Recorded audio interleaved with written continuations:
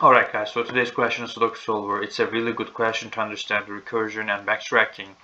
And basically they are giving us an array, and this array is representing the board. This is a two-dimensional array, and you probably know how to solve like what is Sudoku. So this is basically this question is asking us to solve the Sudoku, which means that when I put here, let's say 5 3, right, I have in this sub grid I have 5 3 6 9 8.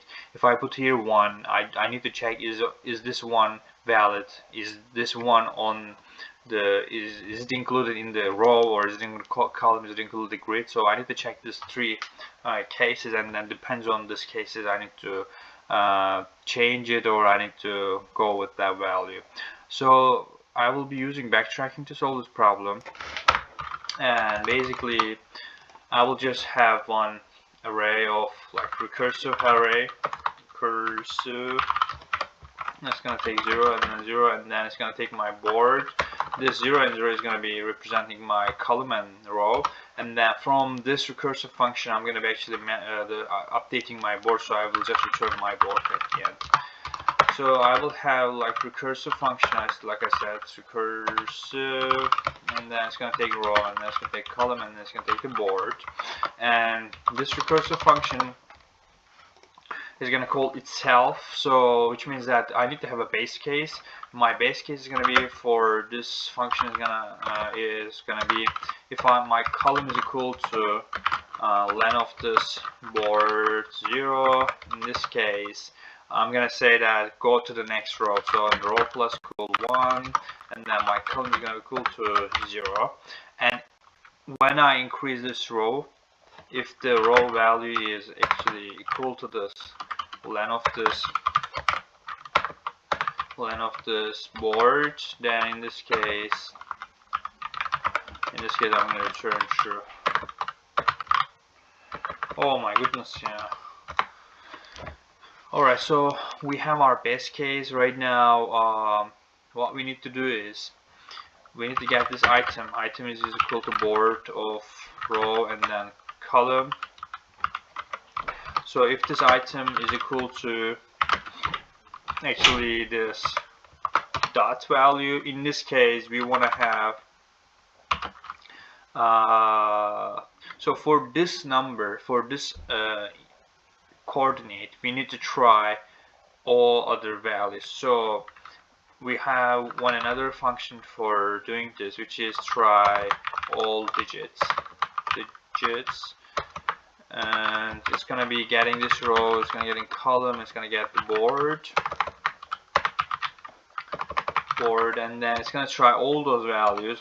And if the current item is not, it's a number basically, which means that we are fine, we need to go to next column. So which means that I will just say recursive and row and then column plus equal 1 and then board. Alright, so we just need to right now write this. Actually we have a couple more functions that we gotta write, and digits I have here. I will have row, oh my god, row, column, and then I will have board, and for I in range of 1 till 10, I will try all those values. And if, let's say, check is this check valid, so if this value that I will be like checking is valid basically, which is actually, let me write here just value, and then I will check this value, and then I will put my row, I will put my column for this one, and then board.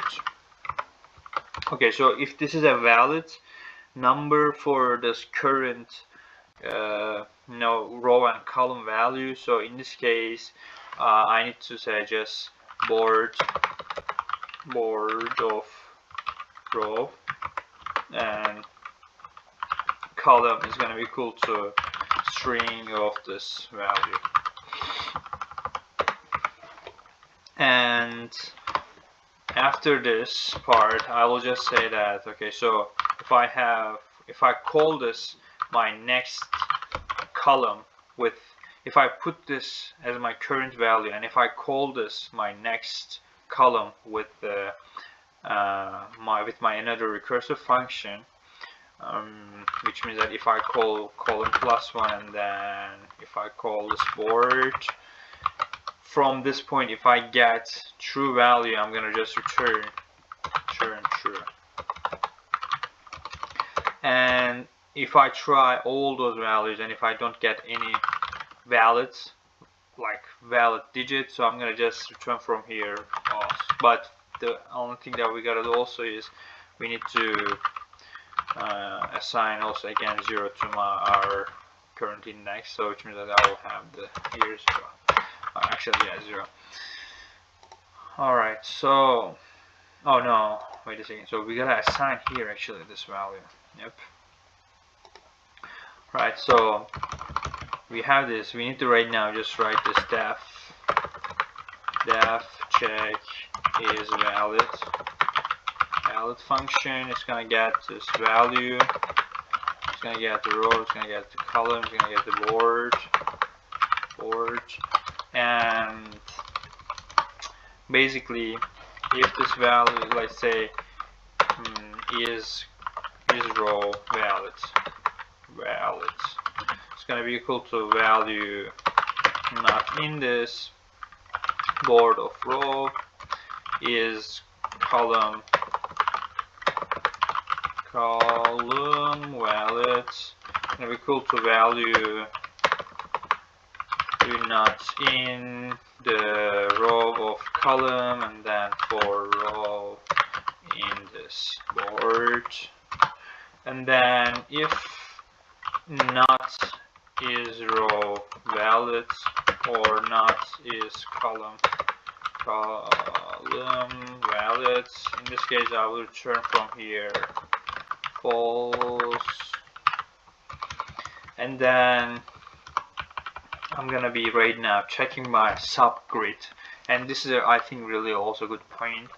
When we are checking the subgrid, first we gotta have actually row IDX. This is gonna be basically the row divided by 3, and then column IDX is gonna be equal to column divided by 3. So basically what we are doing is, if we check this example, we have, let's say, 3 subcategories, right, for row and column.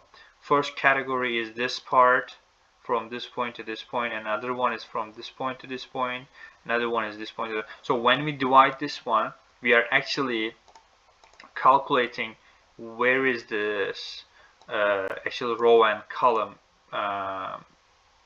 pointing.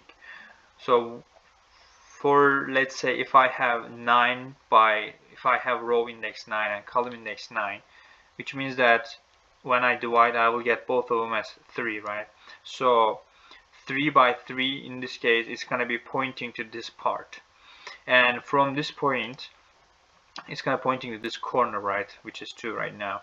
So from this point I need to actually, yeah, I will, for I in range of 3 and now for j in range of 3, right? So current row IDX is going to be equal to row IDX multiply by 3 plus I, and then current column IDX is going to be equal to column IDX 3 plus j.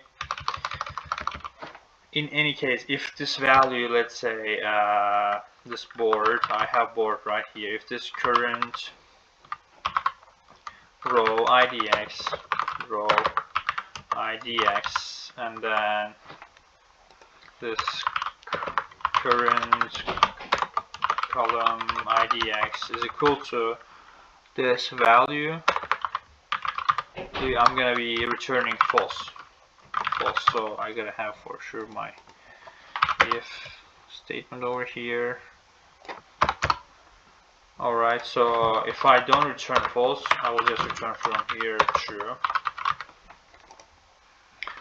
And another important thing is when we are validating, so we have this value, right? We gotta actually check this string also, because right now these are integer, and then it's gonna be a problem if we just check this one. So the current value, so we gotta check the string value in here. Yes, so I think this is the solution. Let's check what's gonna give this. Alright, valid, invalid syntax. What is that? So if this, oh yeah, if this is equal to this one, I will have this. Alright, again, where is that?